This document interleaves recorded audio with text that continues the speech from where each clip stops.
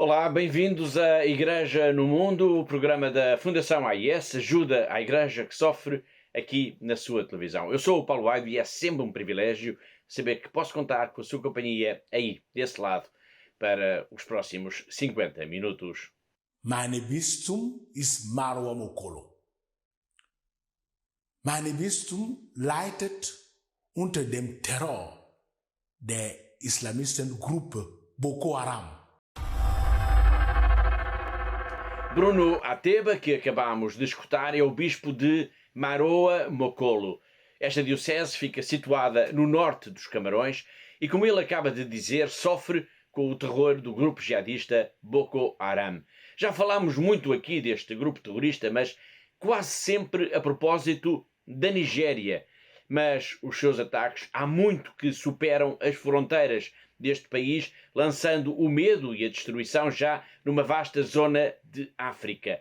Este testemunho é importante, pois ajuda-nos a olhar também com mais atenção para os Camarões, onde a Igreja desempenha um papel crucial no apoio às populações, vítimas não só do Boko Haram, mas também por causa da violência de grupos armados que lutam pela independência da região anglófona deste país. Uma situação muito complexa que vamos procurar explicar daqui a pouco com a diretora da Fundação AIS em Portugal, a Catarina Martins de Betancourt, que saúdo desde já.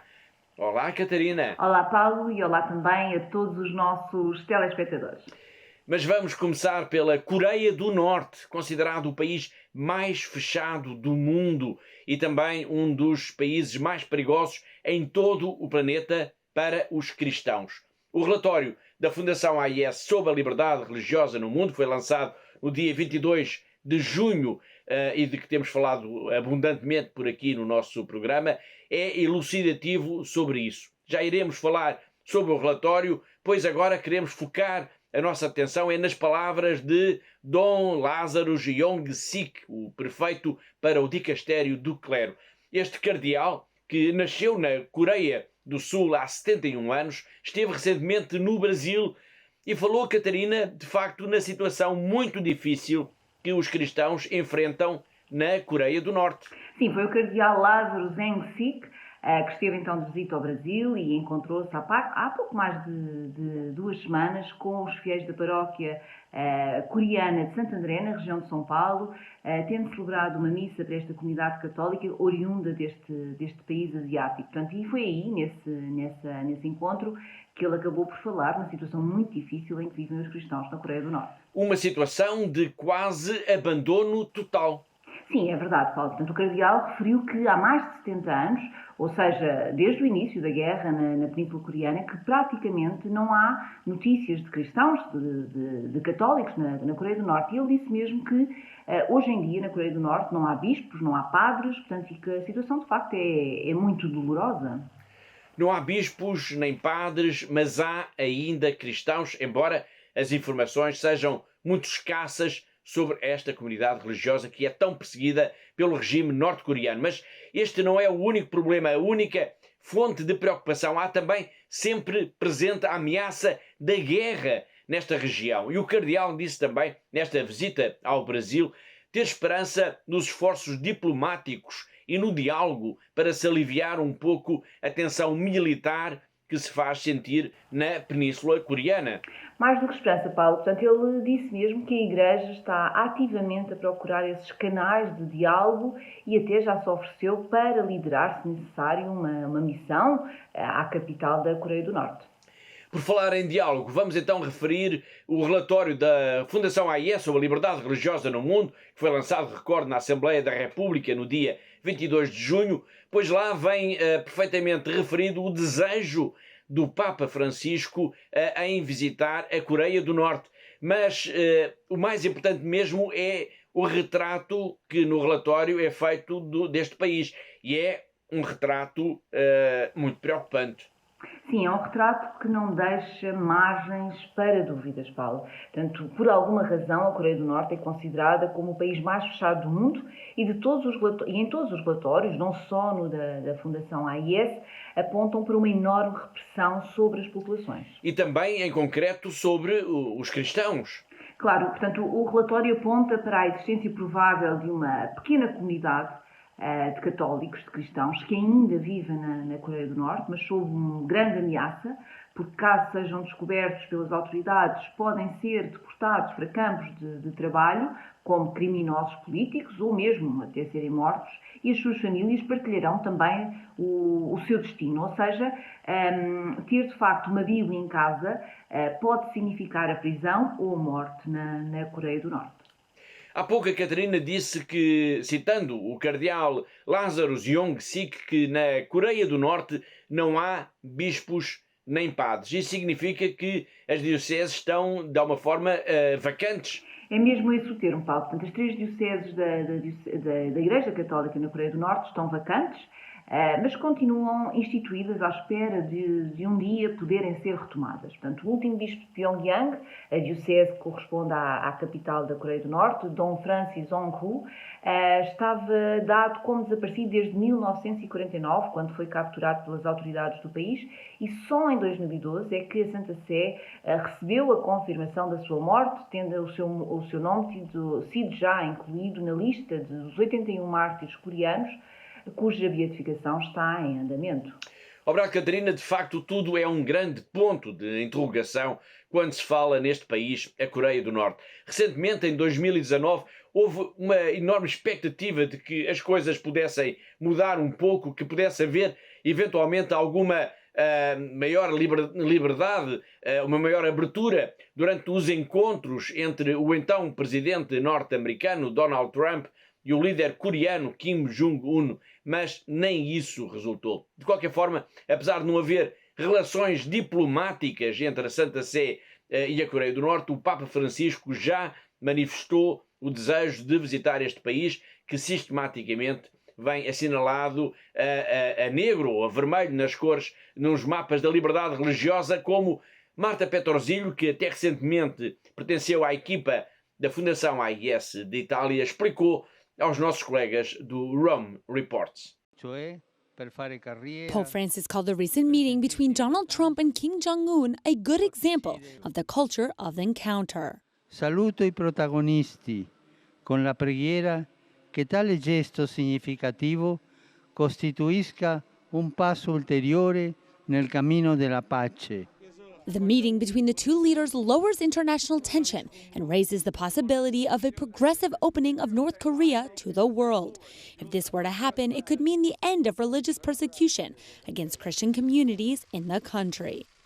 Aid to the Church in Need categorized this meeting as positive, but at the same time is cautious. They estimate that between 100,000 and 400,000 Christians live in hiding in North Korea. Sicuramente segna un fatto positivo. Certainly, this meeting is a positive event. At the same time, we must logically be prudent.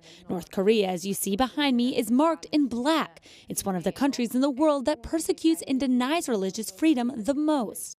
The Holy See and North Korea do not have diplomatic relations. In fact, the last time a Vatican delegation traveled to the country was in 2002, when they were able to celebrate Mass. Since then, the situation has not improved for Christians. Those who've managed to escape from the country and now live in South Korea explain to Aid to the Church in Need that the places of worship controlled by this state only exist so foreign visitors can get a positive impression of religious freedom. Noi sappiamo che ci sono tanti campi di lavoro. We know there are many forced labor camps where Christian detainees are tortured and suffer unimaginable hardships. The community in South Korea is very divided. Obviously, there are some who are skeptical. We had the chance to talk to some people there, and many imagine this meeting between Trump and Kim Jong-un as a makeup operation to cleanse North Korea's image. Aid to the Church in Need says that perhaps one day the Vatican could intervene in North Korea in the same way John Paul II did in Cuba when he asked the government leaders to open themselves up to the world. There are small gestures that offer hope. These include Kim Jong-un's invitation for the Pope to visit North Korea, sent through the South Korean president. It's an offer that Pope Francis could accept, especially with his location during his possible trip to Japan in November. Da Coreia do Norte, talvez o país mais fechado no mundo e onde os cristãos vivem em permanente sobressalto, vamos agora até ao Paquistão. Ambos os países, a Coreia do Norte e o Paquistão estão assinalados a vermelho no mais recente relatório da Fundação AIS sobre a liberdade religiosa no mundo. Isto quer dizer que são países onde há perseguição, onde há crimes de ódio e violência por motivos relacionados com a fé, por motivos relacionados com a religião. Mas hoje quero falar-vos do Paquistão por causa de uma história positiva, de uma história de coragem, a de um homem que enfrentou uma multidão para salvar uma família acusada de blasfémia. Isto aconteceu, Catarina, em Hyderabad.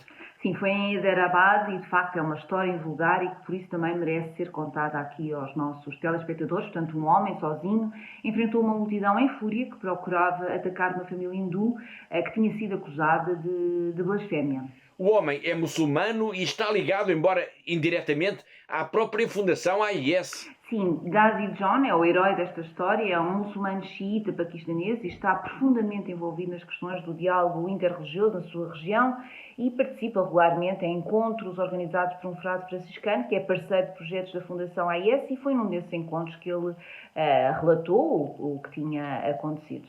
Num país marcado pela violência e pela perseguição religiosa contra as minorias, esta história de coragem e de altruísmo merece, de facto, ser conhecida. Mas a Catarina referiu os encontros do diálogo interreligiosos organizados pela Fundação AIS. Que encontros são esses?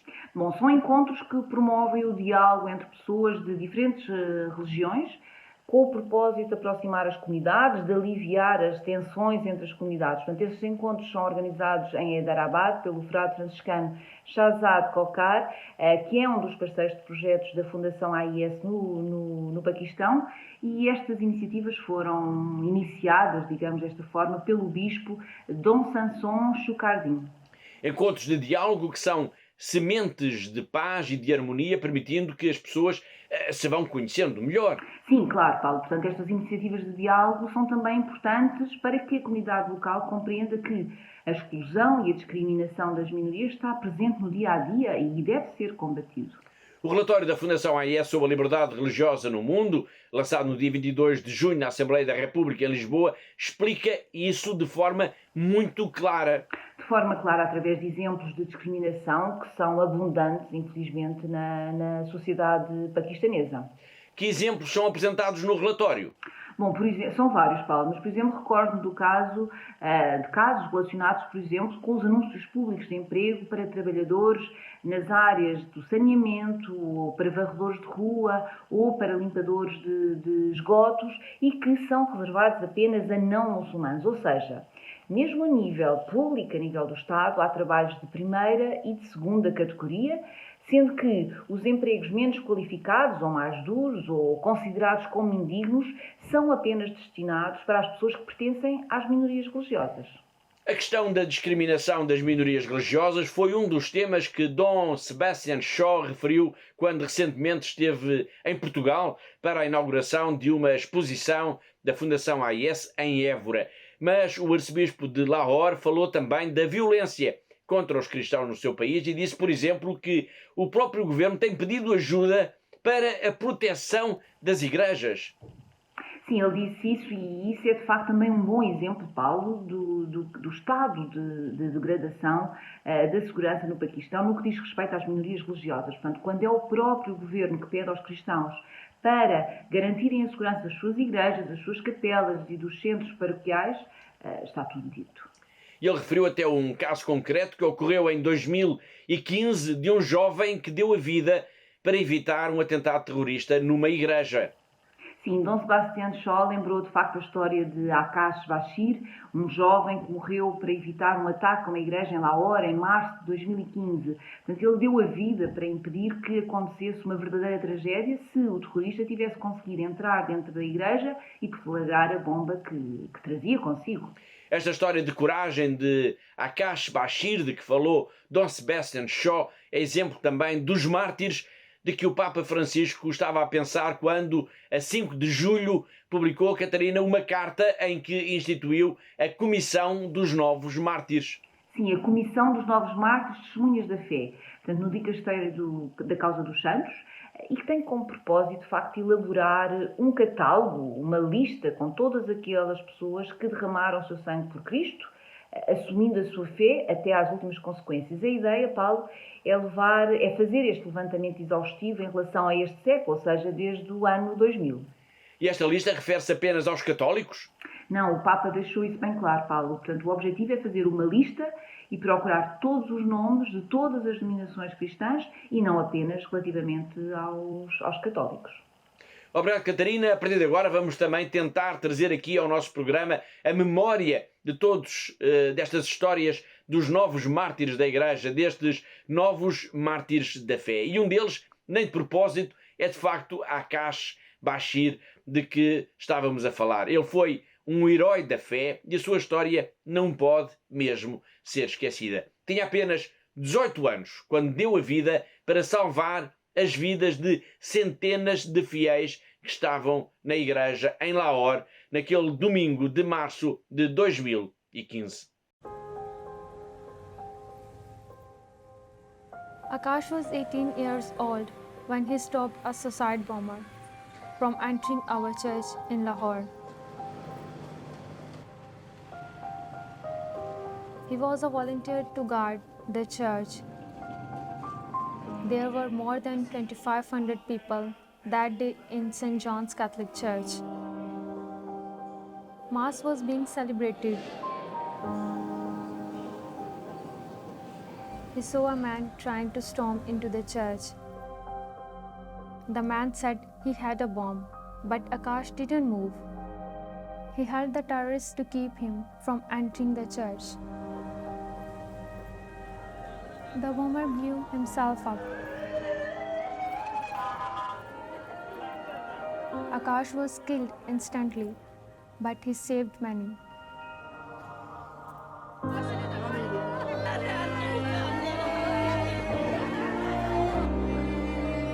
It was an act of love. Akash was a young Catholic like me. He also experienced harassment, threats, and discrimination just for being a follower of Jesus. Akash, that like the martyrdom of many other Catholics in Pakistan, is our inspiration to endure until the end. In St. John's Parish, even after the attack and death of Akash, we have over 800 baptismas a year. We might be a poor church in resources, but we are rich in faith and love.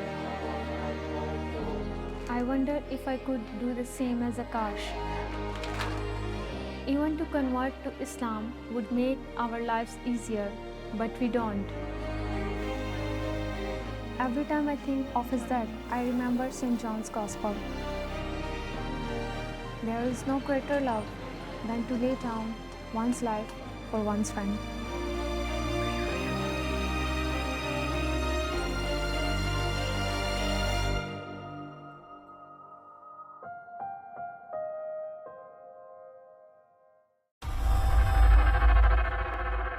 Do Paquistão, desta história de coragem de Akash Bashir, vamos agora até à Zâmbia para falar de um aspecto concreto do que significa, do que se traduz a generosidade dos benfeitores e amigos da Fundação AIS. E neste caso é na ajuda na mobilidade dos padres, irmãs e catequistas. E neste caso concreto, uma ajuda através da oferta de bicicletas, de 100 de bicicletas. Sim, é precisamente isso, Paulo. Só não são 100 bicicletas, mas sim 114. Mas, de facto, são imensos os desafios que se colocam ao trabalho pastoral na Igreja Católica na Zâmbia.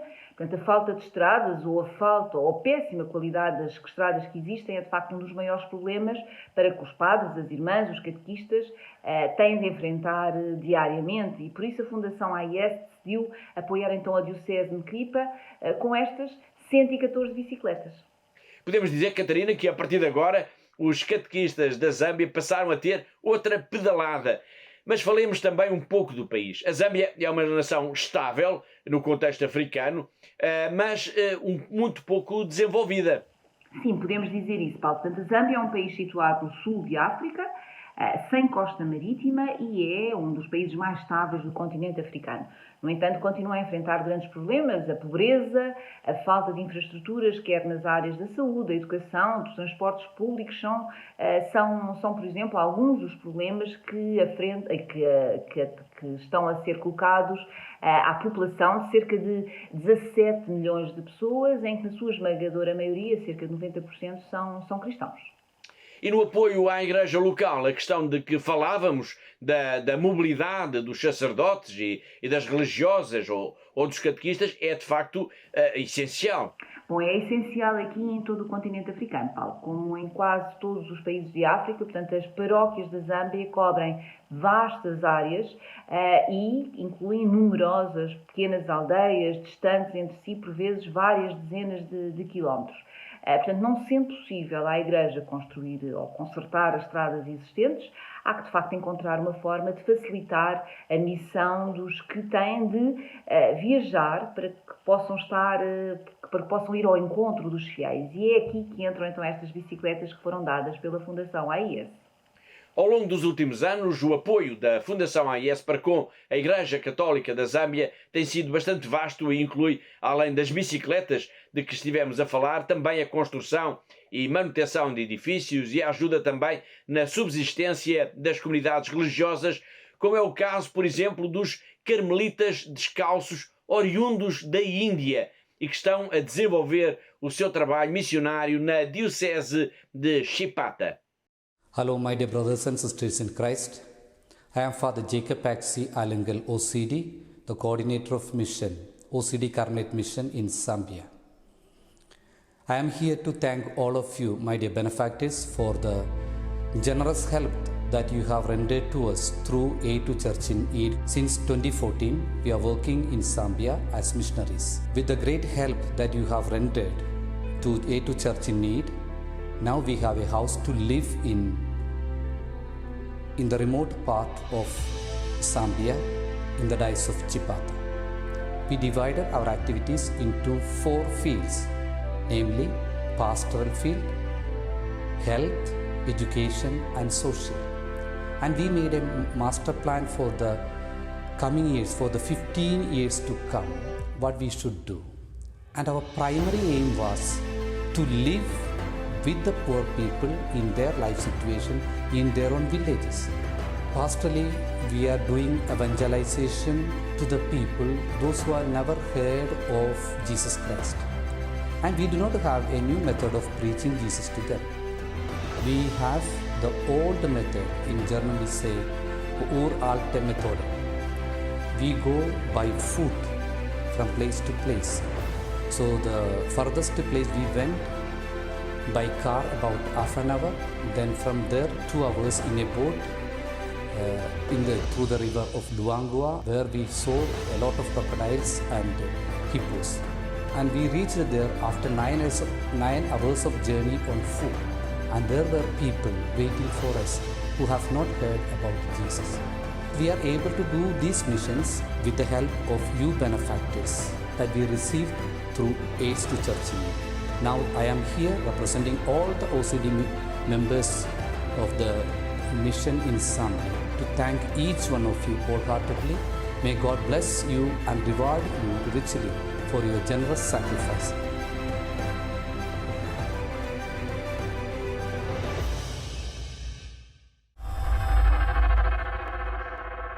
E agora vamos até aos Camarões, vamos ao encontro do bispo que escutámos logo no arranque do programa. Antes de falarmos do terror causado pelos ataques do Boko Haram, que ele denuncia, antes de fazermos a radiografia à Diocese de Maroa Mokolo, importa dizer que esta Diocese tem finalmente, Catarina, uma catedral. É verdade, Paulo, e foi de facto um motivo de grande alegria, de festa e de regozijo para a comunidade católica de Maroa Mokolo a inauguração então no sábado, dia 8, da Catedral da Assunção da Virgem. Motivo de festa, até porque, por falta das igrejas, ou de igrejas neste caso, muitas vezes as celebrações do domingo aconteciam debaixo da copa das árvores. Precisamente isso foi um dos fatores que nos levou de facto a digamos desta forma, acelerar este apoio para a construção desta catedral. Mas importa também dizer, Paulo, que nesta diocese, nesta região dos Camarões, há centenas de mesquitas, talvez umas 600, e era importante, de facto, também a comunidade católica ter um local, um espaço com dignidade para que os cristãos pudessem celebrar também a sua fé. Mas a diocese enfrenta outros grandes desafios. Maroa Mokolo fica situada no norte dos Camarões, fazendo fronteira com a Nigéria e com o Chad, numa das zonas mais pobres do país e marcada também pela presença de um grande número de deslocados e de refugiados. São pessoas, Catarina, que fogem de quê? Da violência que está muito presente nesta região, Paulo. Portanto, por um lado, há a violência causada pelos que lutam pela independência da parte anglófona dos Camarões. E, por outro lado, há muitas famílias, dezenas de milhares de pessoas que fogem da violência terrorista do Boko Haram, que tem sobressaltado uma parte do território vizinho da Nigéria também. Há alguma estimativa do número de pessoas que estão nesta diocese dos Camarões e que fugiram da Nigéria por causa dos ataques e das ameaças dos terroristas do Boko Haram? Bom, calcula-se que serão mais de 45 mil e por todas estas razões, Paulo, esta é de facto uma diocese que é muito apoiada pela Fundação AIS. Além da construção da catedral, temos também procurado ajudar, por exemplo, os refugiados através da construção de um campo de acolhimento em Mindanao e tem havido também uma preocupação muito especial no apoio às crianças de rua, que é também um outro problema grave nos Camarões. Maroa Mokolo não é uma diocese qualquer. Já sabemos que fica nos Camarões, que fica no norte do país. Já sabemos também que está muito próxima da Nigéria e que isso a torna particularmente vulnerável aos ataques violentos, às incursões terroristas do grupo Boko Haram. Dom Bruno Ateba, bispo de Maroa Mokolo, diz mesmo que a sua diocese sofre com o terror deste grupo islâmico.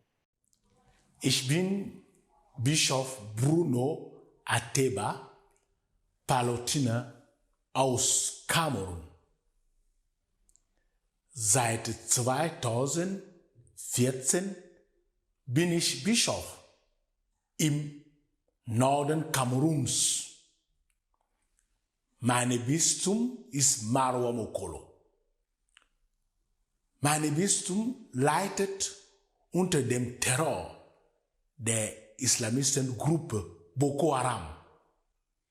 Boko Haram bedeutet gegen europäische Kultur keine Bildung, insbesondere für Mädchen. In meinem Bistum haben wir viele Flüchtlinge aus Nigeria, über 45.000. Andere große Probleme ist die Straßenkinder. Für die Straßenkinder bauen wir ein Heim, weil diese Kinder Unterstützung, Liebe und Orientierung brauchen. Durch die Unterstützung der Kirche in Not haben wir die Kapelle für die Flüchtlinge gebaut und die Straßenkinder bekommen auch Essen, Kleidung und wir können auch einige zur Schule schicken. Ich bedanke mich bei der Kirche in Not und allen Wohltätern. Ich sage nur, vergesst Gott, der allmächtige Gott, segne euch im Namen des Vaters und der Sohn und der Heilige Geist. Amen. Dankeschön.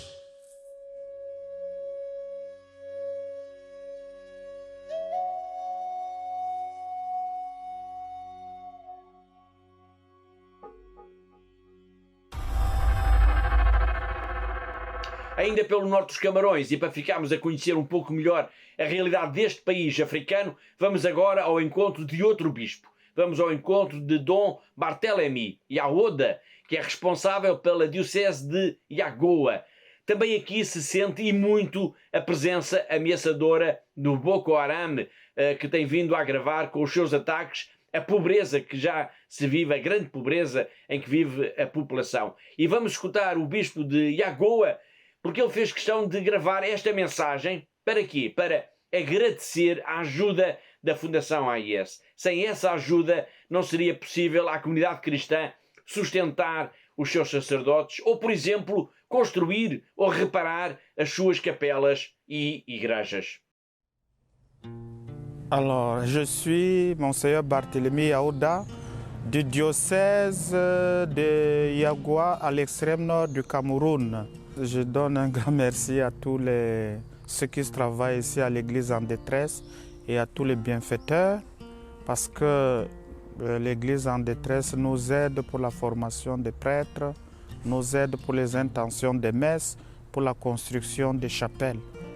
Et sans ces aides, ça devrait être difficile pour nous parce que nous venons des milieux très pauvres. Et les gens n'ont pas les moyens pour payer la pension de leurs enfants au séminaire. On n'a pas de moyens pour construire les églises. Mes prêtres ne devraient pas avoir des moyens aussi pour se déplacer et même pour se vêtir grâce aux intentions des messes. Les prêtres ont quelque chose par mois. Donc nous disons un très grand merci à l'Église en détresse et surtout aux bienfaiteurs. Et le diocèse de Yagoua est dans une zone de Boko Haram, ce qui explique notre extrême pauvreté, notre extrême misère. Alors nous disons un grand merci à tous ces chrétiens qui aident l'Église en détresse pour pouvoir nous aider, nous les diocèses du tiers-monde.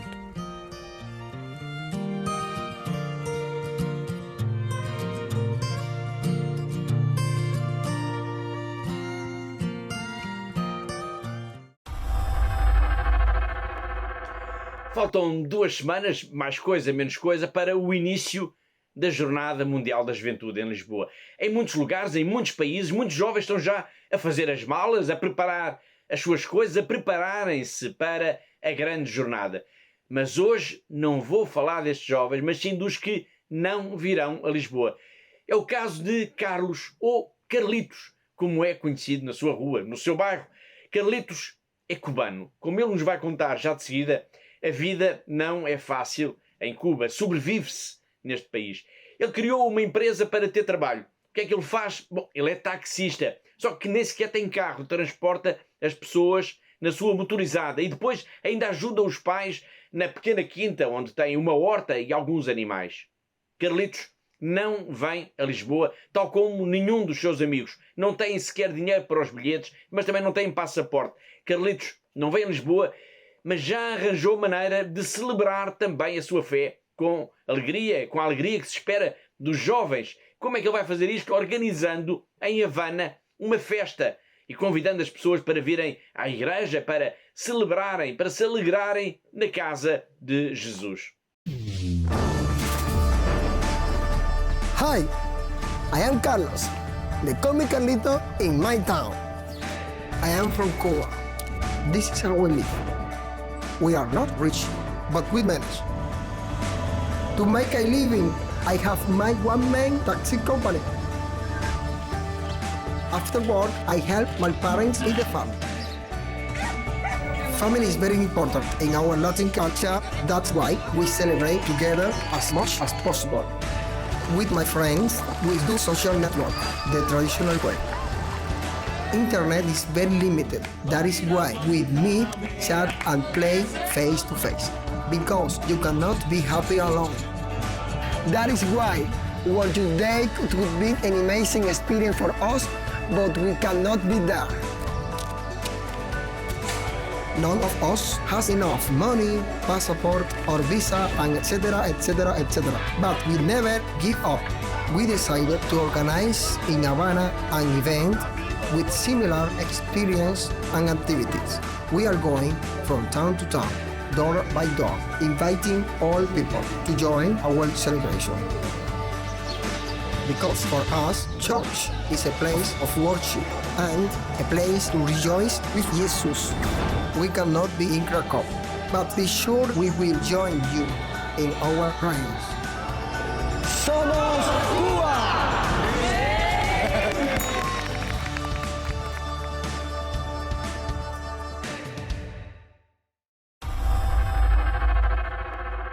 Foi Carlitos, um jovem cubano que não virá a Lisboa para a Jornada Mundial da Juventude, mas que está bem no centro do nosso coração. E de Cuba vamos agora até à China, vamos até Macau, ao encontro do nosso correspondente, o jornalista José Miguel Encarnação. O Papa Francisco anunciou no passado domingo, 9 de julho, a criação de 21 novos cardeais. Entre eles está o nome de Dom Stephen Chow, ele que é o atual bispo de Hong Kong. Com esta nomeação, Hong Kong volta a ter um cardeal, depois de no passado terem sido feitos cardeais os bispos Dom John Baptiste, Dom Joseph Zen e Dom John Tong. Entre o bispo Dom John Tong e o atual bispo Dom Stephen Chow, houve o bispo Dom Michael Yong, que não chegou a ser feito cardeal, uma vez que faleceu precocemente, e também não sabemos se teria sido essa a vontade do Papa Francisco. De qualquer modo, agora com esta nomeação, Hong Kong volta a ter um cardeal, o que é um dado muito positivo para as relações entre a Santa Sé e a República Popular da China. Diga-se de passagem que, após a morte do bispo Dom Michael Yong, a Santa Sé não nomeou logo um bispo, indo buscar o bispo Dom John Tong, cardeal, mas que na altura ficou como administrador apostólico ainda durante alguns anos.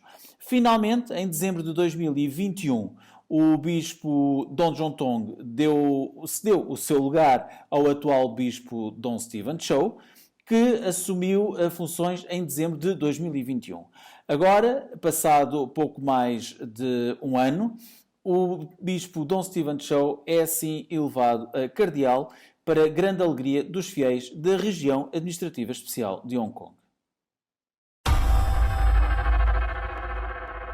Foi José Miguel Encarnação, o nosso correspondente em Macau, na China, e assim chegamos ao fim da primeira parte do nosso programa. Na segunda parte nós vamos continuar a focar a nossa atenção no lançamento em Lisboa do relatório sobre a liberdade religiosa no mundo, e vamos para isso também ao encontro do padre Bernardo Adukwu, um sacerdote nigeriano que deu o seu testemunho sobre o que se passa no seu país na questão da perseguição aos cristãos. Mas há ainda uma notícia que tenho a certeza vão gostar de saber, pois é sobre as relíquias de Santa Teresinha do Menino Jesus. Mas só vamos desvendar o que se passa depois de um breve intervalo. Até já!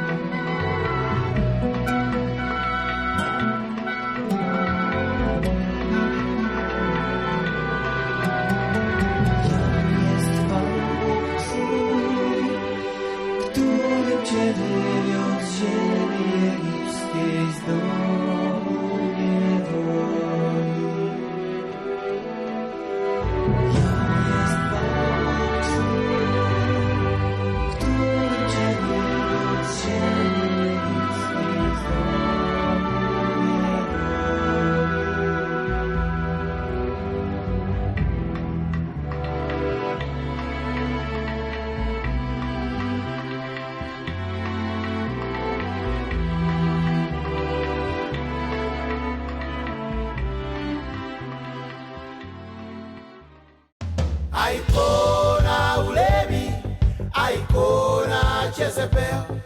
Oh Lord Jesus, help me obey commandment 6.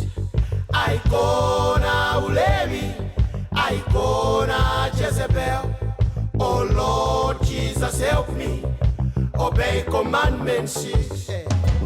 Jesus is the way, Jesus is the truth, Jesus is life, the light in my path.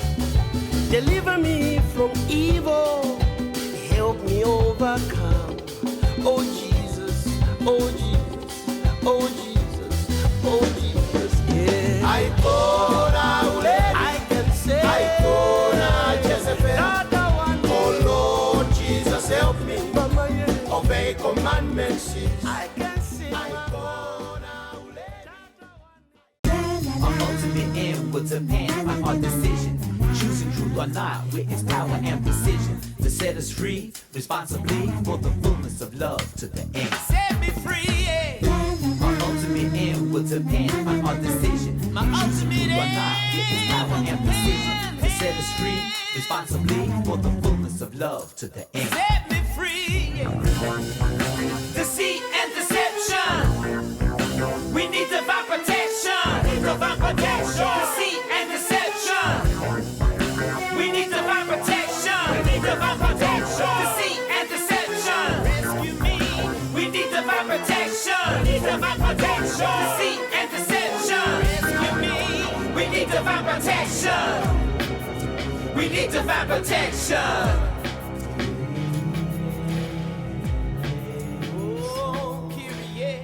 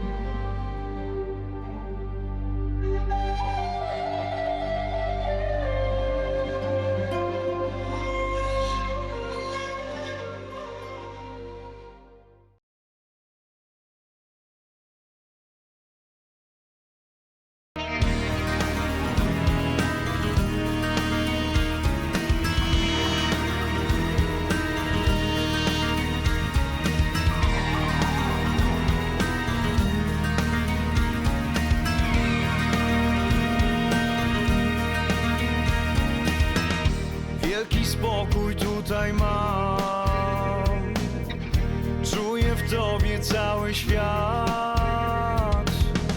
Twego serca ruch, jak muzyki rytm, bezpieczeństwo dajesz mi.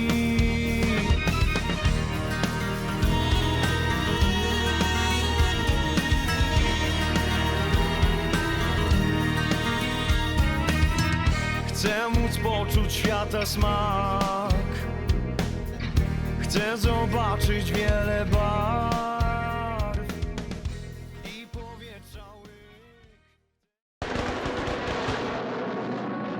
Прилетали снаряды туда каждое утро, каждый день, ночь. У нас постоянно были обстрелы. Словами это не передать, как мы жили 22 дня в подвале.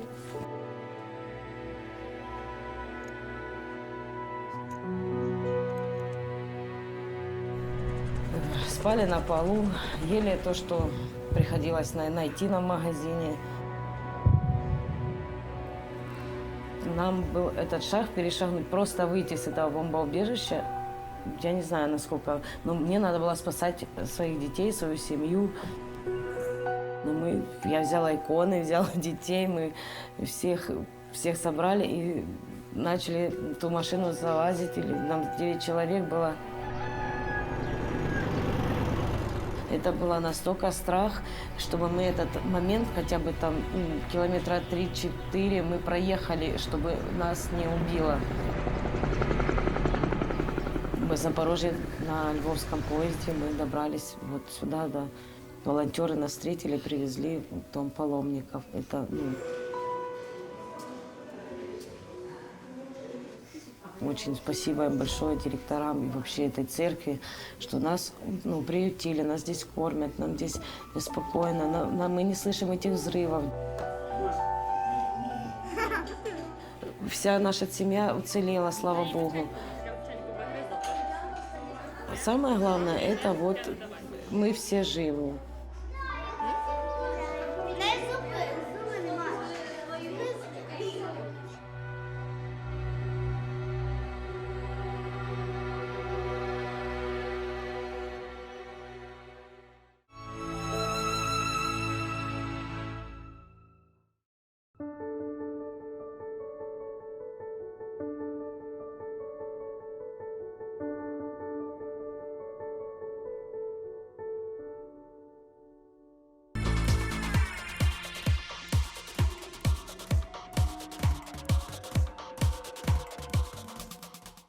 Olá de novo, está a ver Igreja no Mundo, programa da Fundação AIS aqui na TV Canção Nova. Eu sou o Paulo Aido, comigo está a Catarina Martins de Betancourt, a diretora da Fundação AIS em Portugal. O relatório sobre a liberdade religiosa no mundo, apresentado no dia 22 de junho na Assembleia da República em Lisboa, tem sido um tema em destaque no nosso programa. Nós temos uma entrevista com o padre Bernardo Adukwu, que foi um dos protagonistas do lançamento e que nos vai falar sobre o que significa ser cristão na Nigéria. Vamos já ver essa entrevista daqui a pouco, mas ainda sobre o relatório, sobre as conclusões do relatório, há um dado que importa destacar. Tem a ver com a tecnologia. Será que a tecnologia, nomeadamente, por exemplo, a utilização das redes sociais, a internet, pode significar, de alguma maneira, uma ameaça à liberdade religiosa? O que é que diz, Catarina, o relatório sobre isto? Bom, Paulo, diz que sim, de facto, a ascensão da tecnologia digital e das plataformas das redes sociais tem vindo a colocar novos desafios à liberdade religiosa. E esta é uma das conclusões que estão neste nosso relatório da Fundação AIS, que refere que as plataformas online, por exemplo, podem ser um risco por permitirem de uma forma muito fácil, muito simples e com possibilidade de grande difusão de discursos de ódio e de incitamento à violência, e tudo isso representa, obviamente, um desafio à liberdade religiosa. Ou seja, podemos dizer que a internet, de alguma forma, representa uma ameaça, ou pode representar uma ameaça, quando se fala em liberdade religiosa. Sim, sem dúvida, Paulo. Portanto, uma das conclusões deste nosso relatório não deixa mesmo margem para dúvidas em relação a isso, pois diz que o direito fundamental à liberdade religiosa está ameaçado como nunca esteve até agora, por causa precisamente desta facilidade de comunicação através das redes sociais. Obrigado uma vez mais, Catarina. Vamos então conferir estes dados num trabalho multimédia que preparámos e que foi também exibido na Assembleia da República na apresentação do relatório sobre a liberdade religiosa da Fundação AIS. A ascensão da tecnologia digital e as plataformas de redes sociais colocou novos desafios à liberdade religiosa. As plataformas online tornaram-se um terreno fértil para o discurso de ódio, o incitamento à violência e a perseguição de minorias religiosas. Grupos e indivíduos extremistas exploram estas plataformas para recrutar seguidores, difundir ideologias radicais e coordenar ataques a comunidades religiosas. O direito à liberdade religiosa está ameaçado como nunca antes.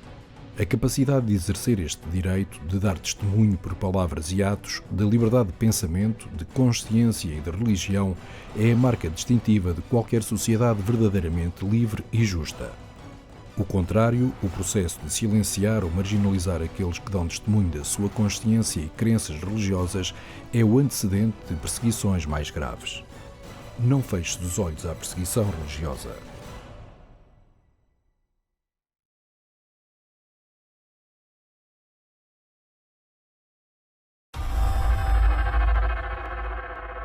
Como já dissemos, a sessão de apresentação do relatório sobre a liberdade religiosa teve um convidado muito especial, o padre Bernardo Adukwu, um espiritano de 38 anos de idade, oriundo da Nigéria, da diocese de Idá, situada numa região que é conhecida como o Cinturão Médio.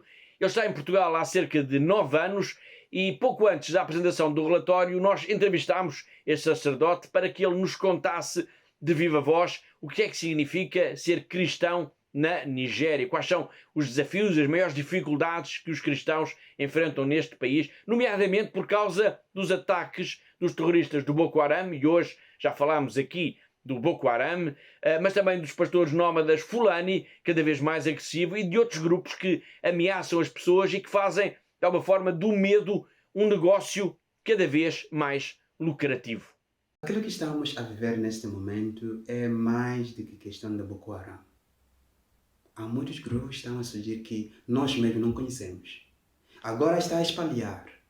Não é só no norte neste momento, no sul do país, em todo lado. Ninguém sabe. Estão em todos lados neste momento.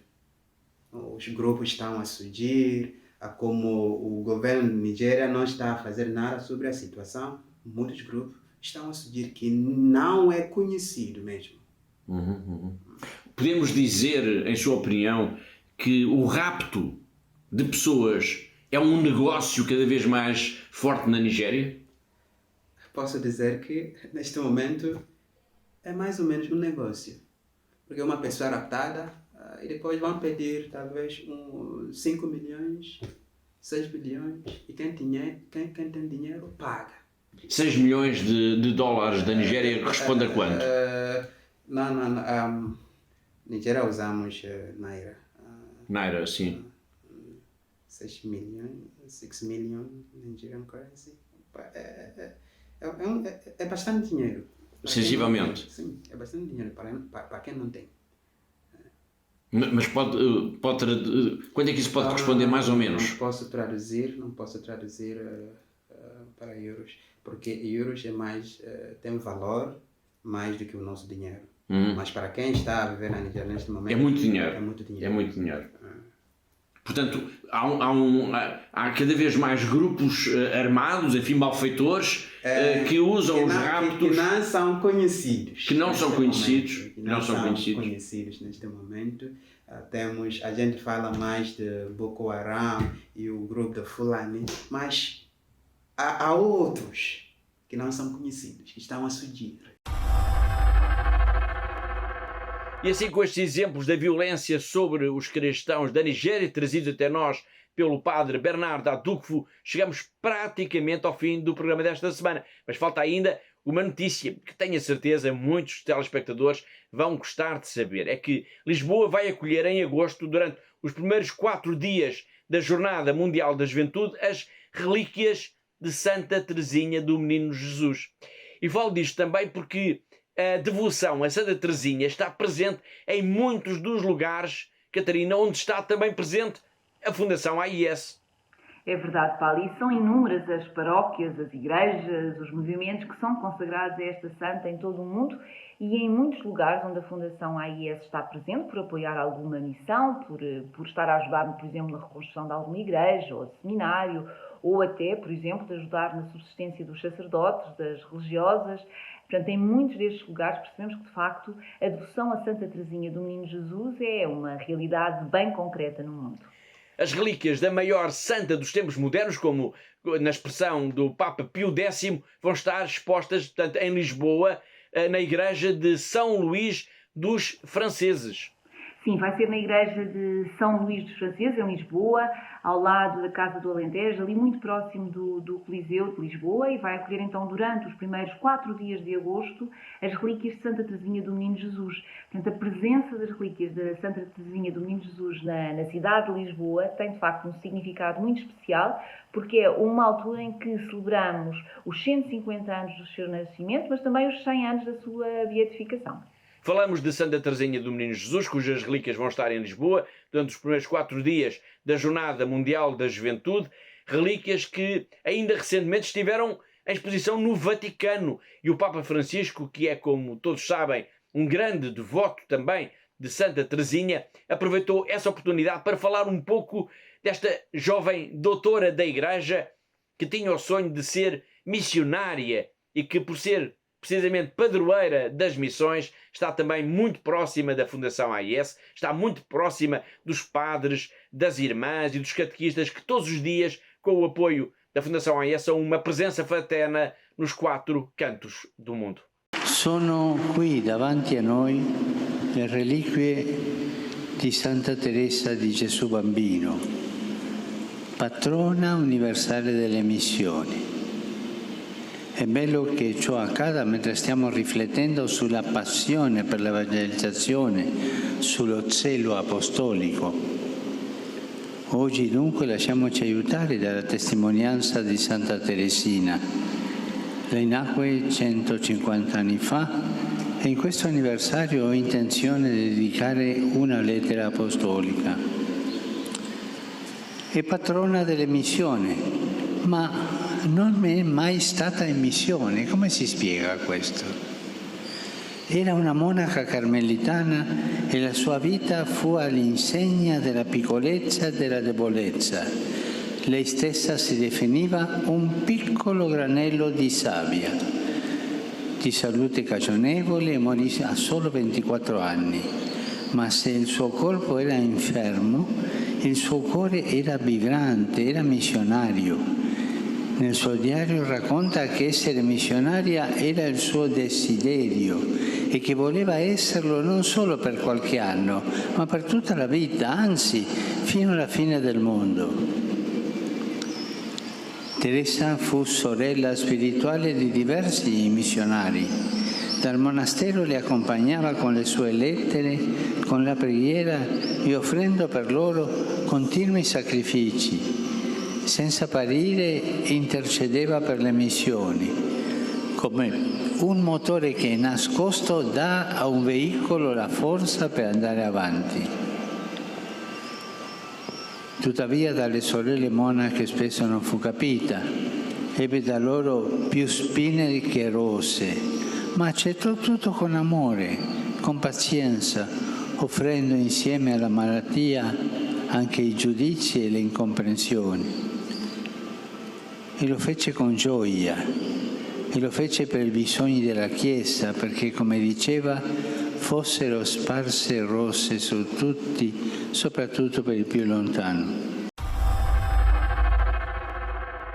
E assim, escutando o Papa Francisco a contar como foi a vida de Santa Teresinha do Menino Jesus, chegamos ao fim do programa desta semana. Recordo que todas as notícias, tudo o que diz respeito à missão, ao trabalho da Fundação AIS está disponível para leitura, para consulta na nossa página na internet em fundação-ais.pt.